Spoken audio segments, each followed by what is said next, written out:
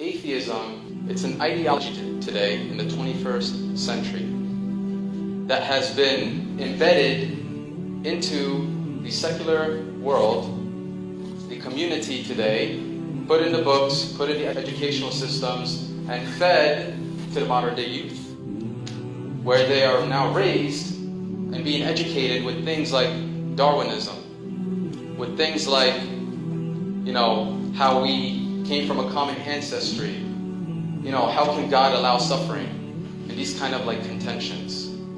And so we need to understand first and foremost, before we move forward, what atheism actually is. So in reality, from an academic point of view, there is no necessarily some kind of hard defined atheism-based definition. I like to use a more practical one.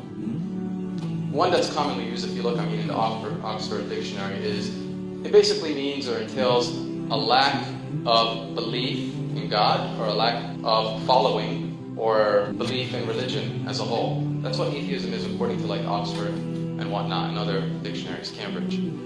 But from a more practical point of view, if you split the idea of atheism as it applies today in our modern day century, you'll see that there's mainly three types of atheistic ideologies. The first is the positive atheist.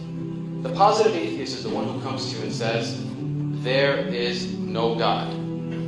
There is no God. That's a positive claim. It's a positive assumption. Okay, so it's sort of like this pre-knowledge, this presupposition, as we call it. The second is the veiled agnostic, or the negative atheist.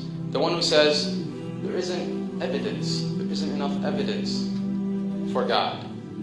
That's a veiled agnostic because it entails or implies that if there was to be a case, a good case for God, that they would accept it. And then there's the social atheist, which is quite common today. The social atheist is the one who has been socialized into atheism. This is very common. You're pretty much a sheep of society following the modern day trend, new atheism, Richard Dawkins, right?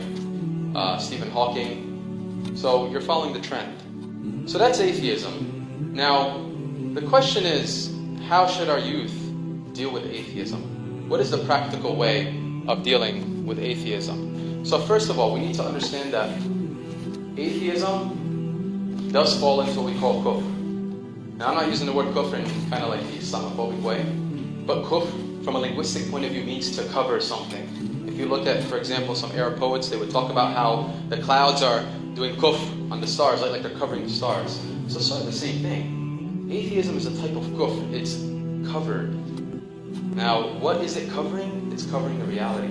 It's covering the truth. And that's what we're going to learn about today is we need to install in our youth, based on the struggles that they face today with this new rise of atheism, godlessness, that atheism is not the default position. It's not. From an Islamic point of view and from a realistic point of view, it's absolutely not the default position. And so there's something called epistemology. This term, it's a big term, but epistemology means the knowledge of knowledge, right? The knowledge of knowledge, or the study of knowledge. How you come to know something. So, as Muslims, what we need to do is question everything epistemologically. We need to question, well, why do they believe what they believe in, right? Or why do they reject a higher being? Why do they reject Allah? Brothers and sisters, we need to install in the youth that the standard default position is Islam. The standard default position is God. There is a creator, not there isn't a creator. So when an atheist comes to you and says, prove there is a God, in reality, the default position that you should articulate back to them is prove that there is no God, prove that there isn't a God. Now some might come and say, well, this is a fallacy. The burden of proof is on you. Right? It's a logical fallacy, they say. But in reality, they're falling into a logical fallacy. Because they already have a presupposition, an assumption that prove God is real, prove God is true. You can easily turn this on them and make it circular and say, prove that that statement you're making is true. The statement itself, this is what epistemology is about. Prove that God is true. How can you prove that statement to be true?